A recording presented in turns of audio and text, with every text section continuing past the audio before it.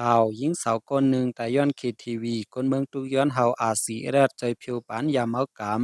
นาเวงเมืองป่านเจตอนลังคือจึงได้ประจันนั้นย้ำเหลียวมีมาหันเกี่ยวมวลเคทีวียามเอากำเจอในกอเรื่องนำแหงมาสีคนมาหลายวันในซ้ำมีอ่อนหญิงสาวอายุ16ปีแต่ย้อนยามเอากำนาหันเคทีวีที่เมืองป่านในแลคนเมืองป่านอ่อนกันไม่เจ้าว่ากูพิงยามคนหนุ่มเขาลู่จอมทุกย้อนเฮาซึกได้ภูมิปุนพันและผู้เกี่ยวข้องเขาโดยถึงปันลองใน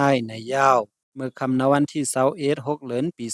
2025มีหญิงสาวอันก้อนหนึ่งเป็นคนเวงเมืองปานจื่อห้องนางถ้วยคำอายุตึกหลาย16ปีปาเลหันเคทีวีจำไต้ก็ได้เซมานังเสได้กว่ากินยาเมากำนำเปียวมวลแฮปปี้วัฒาจื้นนายนำล้วนหรือแลจังไรลู่เซงกว่าเนาะหันเคทีวีที่ปอกลอยน้อยเวงเมืองปานนั่นในยาวคนเมืองปั่นก้อนหนึ่งเตลัดว่านางถ้วยคำอันไรไตกว่านายเป็นคนปอกลอยน้อยเวงเมืองปั่น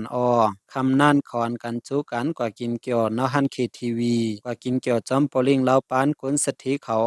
เพราะว่ากินเหล้าไรนำก็ซ้ำไรเงินนำนั่นนาย้อนนั้นตีวันกันกินนำป้นคาโยมีอยู่ในซ้ำปกกินเหย้าหลุดเต็นหลูกาเฮาหืดแตกในเขาซ้ำกินเสมีเหย้าก็อ่ำหมดใจกันคาโยย้อนนั้นจังไรไตกว่าดีสิไลเตมันนั่งเป็นคนมีผู้ติดตามนอติกตอกก็หนึ่งลัดในหนังไหนหรือนั่นก็มั่นใจสืบลันเนว่าฮันเคทีวีตีเมืองปั่นนายต่างหามีมาหมอกปีเจอในกุ้ย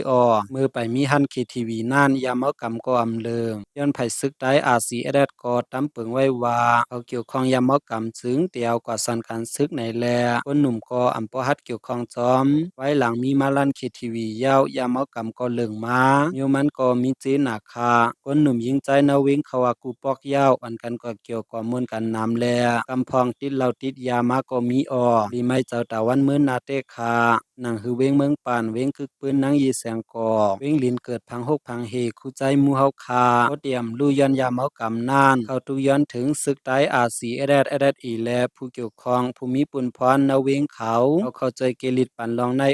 ย้อนกูว่าพิงยามคนหนุ่มลู่จำนำเสียนายที่เมืองปานนายศึกอาซีเอเดดก็มีนำนายังไรไม่เจ้าป้ากูพิงยามคนซึกลู่จำแทงย้อนนั้นเขาเจ้าหลู่ไลไว้น้ำนักลองในเต้ลัดหนังไหน